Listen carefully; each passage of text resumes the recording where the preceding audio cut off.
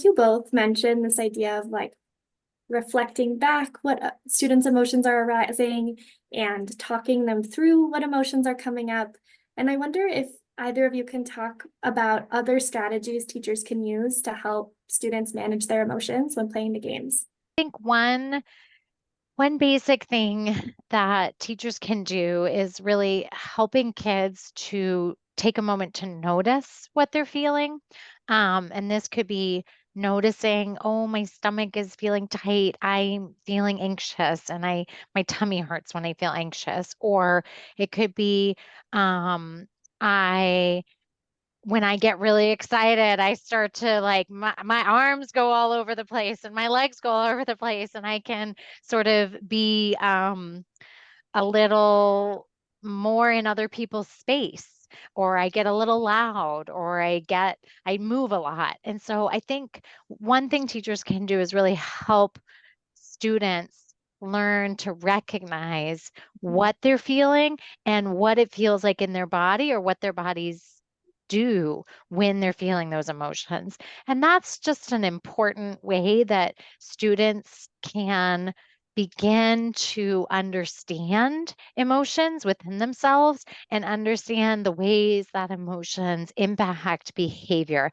And that's a great way that teachers can support students in building the self-awareness skills that are necessary to ultimately learn to manage oneself. First, you have to recognize it and see it and understand it before you can really start to manage your behavior in ways that are appropriate for the setting. I think teachers could also, as you said in the beginning, Becca, use it as an opportunity to talk more generally about feelings. So a teacher might say, with a game where they've noticed that feelings arise and maybe children are uncertain or a little anxious to try, they might just start by saying to all of the children, let's just talk about how we feel before we even start. I'm feeling a little nervous, but also excited.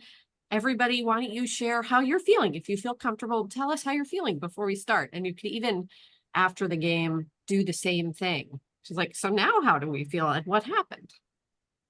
Which is just all part of this socializing, the process of recognizing and noticing emotions, or even sharing with each other, children sharing with each other in order to help each other through that situation. Yeah, I totally agree. And I think another thing teachers can do is to maybe work with students to talk about what is and isn't safe and appropriate behavior when playing a game. Um, so it's fine for kids to get excited, and probably the noise level is gonna rise, but maybe you don't want kids yelling at each other. So letting kids know we're going to be energetic and we're going to be laughing or singing or chanting something together, but we also want to keep the noise level at a place that's okay for the classrooms next door. So one thing teachers can do is really talk about what is and isn't appropriate behavior during the games.